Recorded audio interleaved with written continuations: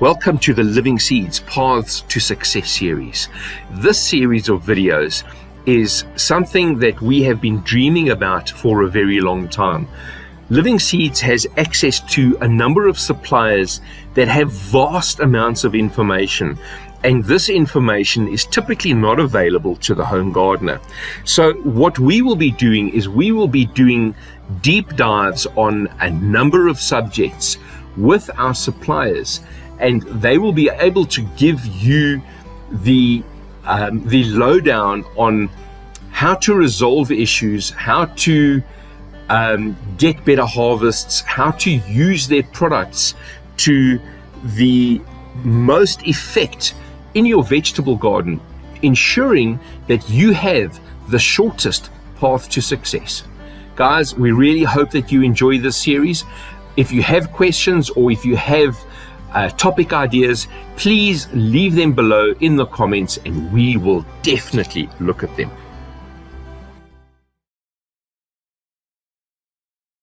Hey guys, Sean from Livingseeds, your seed guru. Today we are talking about the top 5 cannabis pests with Lizanne from Koppert. And I think this is one of the big draw cards for people to use beneficial insects is the sudden surge in home cannabis growers, and for you as well, the large corporate cannabis growers, the guys that are actually have large plantations like in Lesotho and under license, these large cannabis plantations. And the cannabis growing market is embracing the use of beneficial insects, I think more rapidly than any other market. Yes, no, definitely. And also when you look at cannabis, it's medicinal and all those type of things. So the last resort is, well, it shouldn't be a resort. It's not even a resort. Yeah, as you can't use chemicals. You can't. It messes the quality, and so you have to stay as close to nature when you want to go and sort out problems that you might have in your cannabis. Correct. So historically, the cannabis growers, and I'm talking about the illegal home cannabis growers before cannabis was decriminalized. Historically, they used to use neem oil as their main go-to pesticide on cannabis. And the active ingredient in neem oil is something called azadirachtin, which is actually toxic to humans. And it's 100% organic, it's non-toxic, but azadirachtin builds up in the human body. And there's a syndrome called CHS in cannabis growers, and you're welcome to just Google CHS and neem oil, and it'll explain the side effects. But basically, one of the main side effects of CHS is violent projectile vomiting, and it doesn't sound too nice. It's not great, and they didn't understand what was happening, and it was because they were using a 100% safe organic spray on their flowering cannabis that was building up inside the smokers' bodies, and they had this violent response, which is quite distasteful. So the move to beneficial insects has been quite rapid, especially in the cannabis growing fraternity and cannabis growing industry.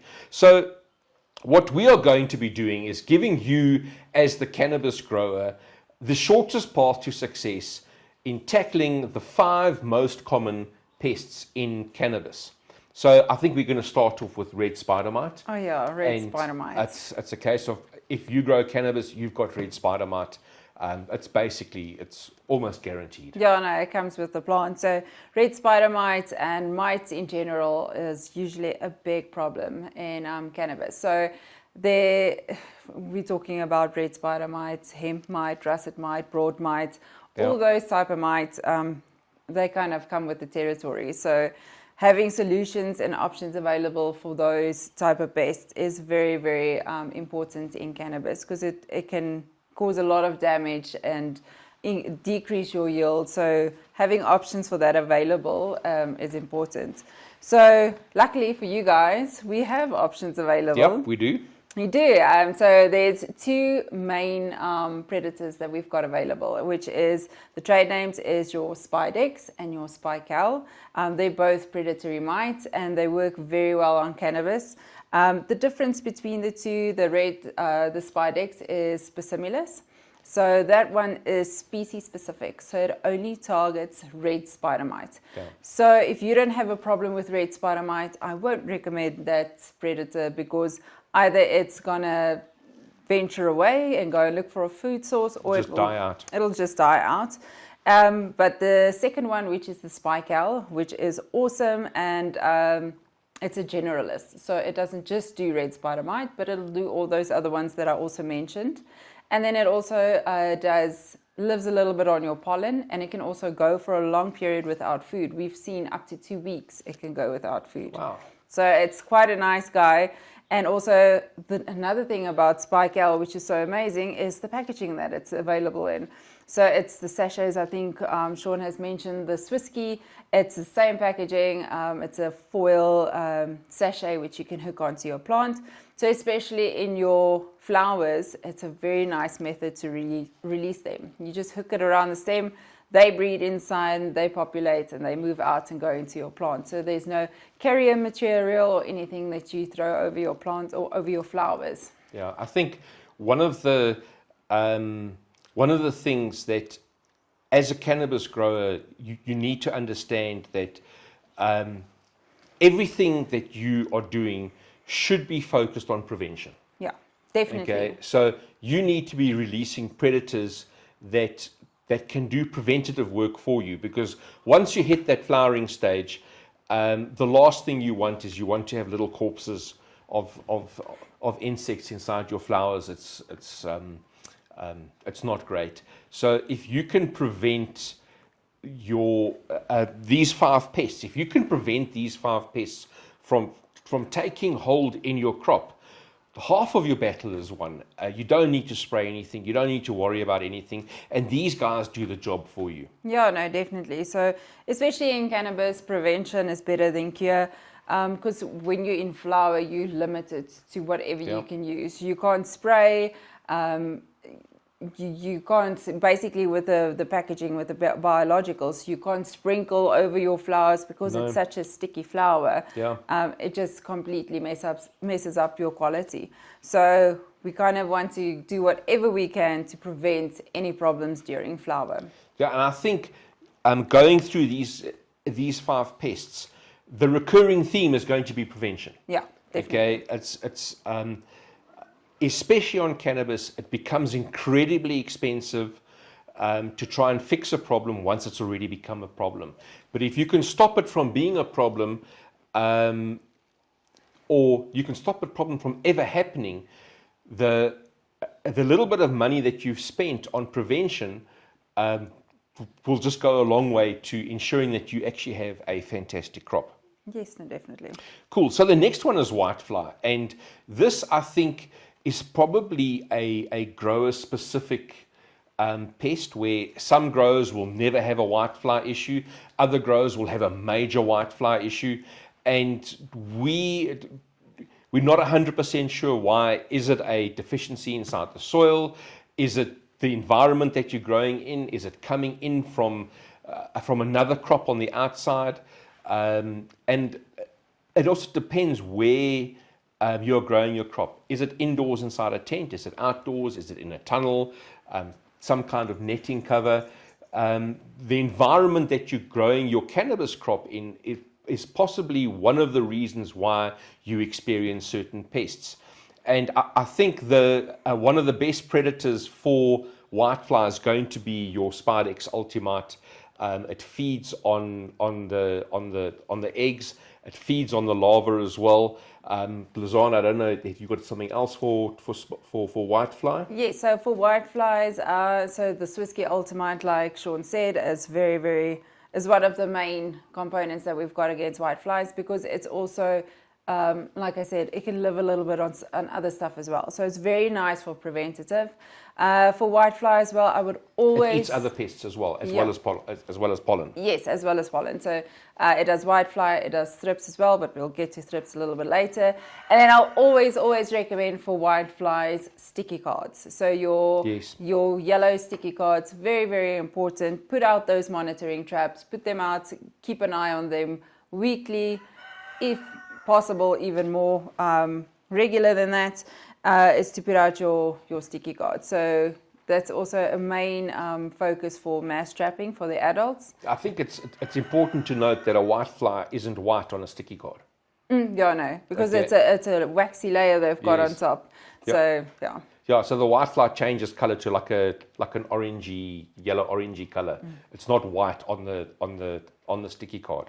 But yeah, so trapping for whitefly, mass trapping for whitefly with sticky cards, and then the Swirsky mites, and releasing the Swirsky mites before you have an issue.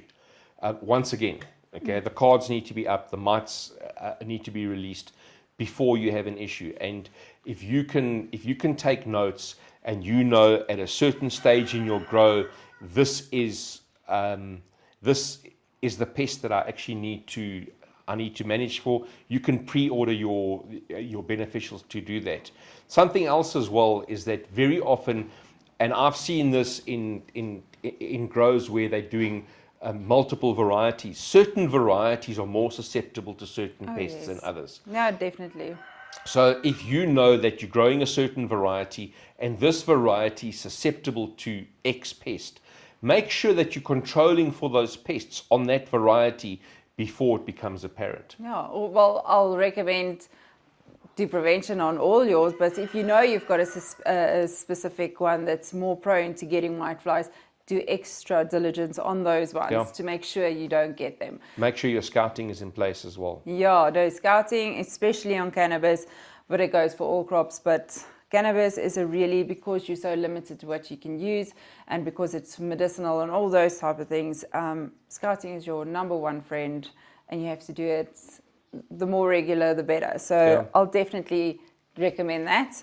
And then also with your prevention, with your plant stages that's a little bit longer in production, and like your mother room or your flowers or your veg, like you call it, your veg or your mothers, those ones, keep in your preventative predators and make sure that that's always up to date. Don't go and slack there. Yeah, absolutely. Cool. So yeah, and also one that I find a lot on cannabis is aphids. So aphids is a big problem, and usually with that, when they come in, we don't always know what to do or how to handle them, because their life stage is also, there's different ones, and the adult can fly. So luckily we've got different predators we can use there, which is parasitic wasps. So like the Aphid or the Aphident and those ones that you use against aphids. And the nice thing about them for me is the scouting for them. It's quite easy. You'll think when you put out predators, usually you scout for the one you put out, like the predator you put out. But in this case, when it comes to aphid, you scout for mummies. So I don't know if you've ever seen aphid mummies, obviously. We'll put a picture up. Yeah, so it's very interesting. You can literally go and see them. It looks like little dried out mummies, and you can see when the parasitic wasp emerges from there. It's got a round circle at the back. It's very prominent. So if you see that happening in your crop, you know your predatory wasps. Working. Yeah, they're out there and they're doing their thing. Yeah. Excellent. I think one of the biggest problem with aphids, and this is it's not forming part of this discussion, but it'll be another video, is the disease transmission with the aphids. Oh yeah. The aphids can carry disease, and if you're moving plants from one section to another section, and you're bringing disease with those plants. It's not just pests that you're moving disease as well. And when the aphids start flying, they carry those pests, and they carry those diseases with them. And it's something that you need to be aware of, especially in an enclosed environment. Cool. So the next thing is thrips. Yes, thrips. In my opinion, this is the biggest problem on cannabis. I've never met a cannabis farmer that don't have thrips. Yeah. So it's a very, very big problem. And I think the most difficult thing about thrips is its life cycle. So if you look closely to the life cycle, it has parts of it are on the plants, parts of it is flying around, parts of it is in the soil. So it's very widely spread contamination of thrips you can have in the environment. Yeah. Yes. So also controlling it takes a wide variety of predators, which can be located in different parts. Let's say inside the plant, where you get your eggs, your juveniles, and those ones. Your sticky cards for the adults, and then also for the pests in the soil. The pupa. The pupa in the soil. Yeah. Yeah. So it's a case of, like you've mentioned now, is you're putting sticky cards up for whitefly, you're putting sticky cards up for thrips. But if you have aphids and you're releasing the wasps for the aphids, the sticky cards are going to actually draw the wasps to the sticky cards. Yes. So it's a whole management cycle that you need to be aware of, and there are certain preventative or trapping measures for one pest that'll affect the predator for a different pest. And it's a case of you need to be aware of these problems. So the yellow sticky cards will actually draw the aphid and the Aphidius to the sticky card, removing your predators out of the environment. And it's a case of, with the thrips as well, rather release, if you have to release Aphidius wasps and aphid end, rather release a mite to actually control the thrips than put sticky cards up to control the thrips adults. But then it's a trade-off as well, I suppose. Yes, no, it's definitely a trade-off, and I think we pay those school fees, and we found that if you put out certain sticky card colors with certain predatory wasps, you're definitely going to decline your beneficial wasps, which you don't want to do. But with that, because you've paid money for those wasps. You paid money, and now they're getting stuck to a card, so it's not that ideal. But luckily, there's a little bit of light on the end of the tunnel. So there's different colors of sticky cards you get. You get yellow, you get blue. So we found that the parasitic wasps are attracted to yellow, but they're not attracted to the blue. To the blue ones. So usually what we recommend when you get to that phase, and you want to put out sticky cards to also catch, let's say, your thrips, but you don't want to affect your parasitic wasp, is just remove all the yellow ones and put blue ones. Yes, you'll get one or two casualties, but I mean, that's just one maybe flying accidentally into the sticky card. But they're not drawn to it. Yeah, they're not drawn to it. So you can still have that effect where you can catch the thrips adults, but you can still release your predatory wasps. So we have kind of also figured that out. So there are ways to get around some problems as well. Excellent. So, number 5. Yeah, but before we go to number 5, okay, just with the thrips, just to give you a little bit more information there. So like I said, the life cycle goes in the soil, the plant, it's in the air everywhere. So when you looked at the soil, you get predatory mites that's also just in the soil. So it's awesome. It's one of my favorite predatory mites. It's called... I didn't know this. Yeah, it's called macromite. Oh, the one for the flies. Well, it works for flies, it works for fungus gnats, it works for thrips. So it's also a generalist. It's not a species-specific predator. So this one, you put it in the soil, it's a very robust... We're learning, guys. Yeah, it's a very robust predatory mite, which you put in the soil and it moves actually quite easily. It's not affected. And also with your DE, if you put DE on your soil, it doesn't affect the macromite. So that's also a nice positive. That's interesting. Yeah, so you can use it together. And it does the pupa form of the thrips in the soil. So then you know you're tackling that. Then you've got the Swisky mites, which you can put in the plants, and then your sticky plates, cards, for... So you've got options. You've got options, and also preventatively, if you use everything together, your chances are just so much better, and especially in cannabis. The more phases of the life cycle you can tackle, you can remove, the better. Cool. Excellent. Yeah. Lazan, thank you very much. And then in combination with that is the fungus gnat. So the fungus gnat also has a part in the soil, and it has the flying part, so it's also a big problem in cannabis. So there also macromite helps for your little larvae in the soil as well, for fungus gnats. Are you finding a higher incidence of fungus gnats in hydroponic grows as opposed to grown in the soil, or is it sort of 50-50? Well, mostly it's just in soil. So your problem when you got hydroponics, when you got the water system, and you don't really you move away from your soil basis, Yes.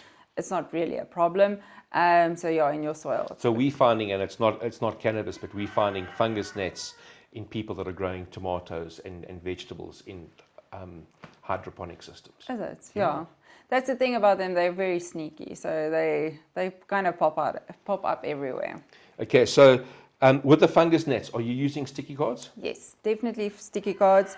So horizontal or? So what we found with the sticky cards is the fungus net, they move from the soil up into your plants. So we found if you've got a pot, usually we take the sticky cards and just lay it on top of them. So when you just lay it on top? Well, we used to have the disc that you can put around the stems, and then as they fly up, but just handling it, it's not always that sticky. Yeah, it's sticky. It's not very pleasurable. So usually we just put them at the bottom, and it's just easier to also just remove them and put new ones on there. So it just helps you a little bit of a barrier for the ones going from the soil up to your plants. So we normally tell our customers to take the sticky card and actually hang it 10-15 centimeters above the pot, but hang it horizontal like this. Yeah, exactly that. Yeah. So either that or they just put it on top. But then you also mites go up. And that also helps for your root aphids. So they also go from the soil up into your plant. So it also helps for that. So it's a little bit of dual effect. So I think these are the 5 main pests that as a cannabis grower you're going to experience. And certain growers will experience a higher prevalence of certain pests as opposed to other pests. And it's a case of this preventative maintenance, I think, is the most important thing. But biosecurity, the way that you sanitize the people and the equipment coming into the grow is actually even more important. Oh yes, no, definitely. And so especially in my big growers, in the commercial farmers, the farmers in Lesotho, it's so important that if you go from one tunnel to the next, you basically put on new robes, new netting, you dispose of the old ones that you wore. So it's very, very sanitizing your hands before you touch one plant and the next. It's also very important. So actually physical contact with plants, make it a bare minimum if possible. Basically just with your scouting is when you go in, because not only do you spread pests like spider mites and those type of things, but also your botrytis, your downy, those type of things, which is also a big problem in cannabis. So also you're sanitizing oneself, but also your environment. So cleaning the space around you. Also, if you've got plants on the outside, maybe also either release predators there as well, which would just take pressure down from the outside for them before they come in. Or if you don't want to put pressure, let's say biological control there, maybe just applying a...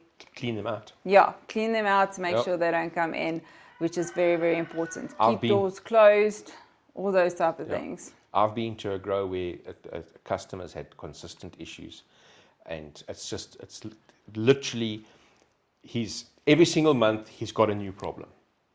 And I went to go and visit the guy, and you walk in and you walk down the garden path and you walk past a whole lot of plants, and the plants are touching your shoulders like this, and his dog is running through the undergrowth, opens the door into his growth, the dog goes in, you guys go in, and you're actually carrying, that dog is carrying half of the pests, you carrying the other half of the pests into the guy's grow. And it's a case of, I stopped right there and I said, this is your problem. And he was like, no, can't believe it. And it's like, it's the biosecurity. It's you going, what is going into your grow? Yeah. Okay. And you don't understand that the red spider mites are actually on your clothing. The thrips are on your dog's back as he walks into your grow, and it's that kind of biosecurity. We've seen stuff where you have to change your shoes and put that fine. Yeah, it looks like a lab coat. Fine lab coat on. Take all your clothes off, and it's the amount of investment that's going into one of these operations, you need to be 100% sure.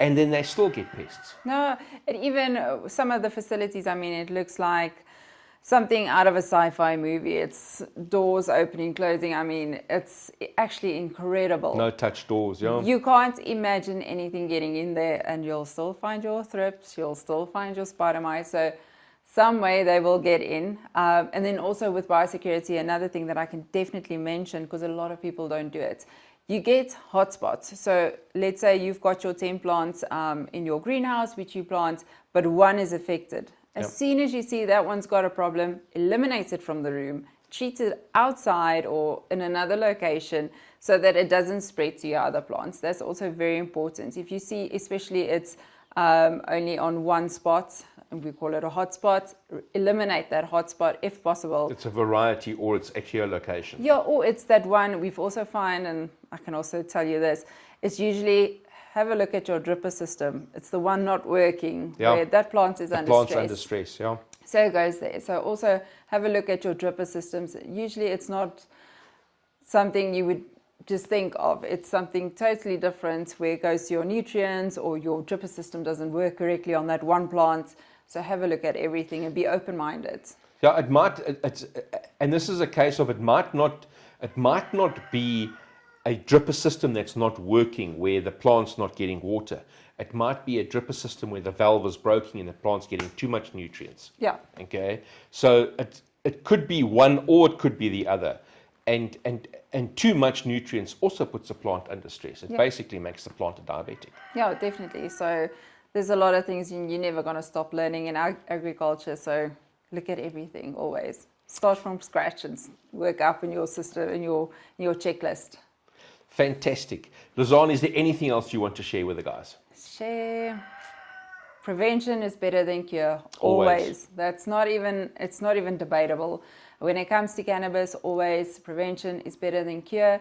And then one thing I can definitely tell you, if you're releasing biological predators on your flowers, do not sprinkle any carrier material over your flowers. It'll stick to the flowers. Yeah, that's a big no-no. So yeah, never do that. If you're releasing something that's in a carrier material but you want to put it on your flowers, use a releasing aid, something like a dye box. So that's a little carton box. You just hook around the stem and put a product in there so it can migrate from the box into your crop. So that's also definitely something to always remember. Absolutely. Guys, if you've enjoyed the information in this video, please subscribe. There are a lot more videos coming down the road. And I want to thank Lizanne once again. The amount of time that we've taken up from Lizanne is incredible. And she's been a champion. Thank you very much. This is amazing. Guys, thank you for watching. If you have any questions, please leave them in the comments below.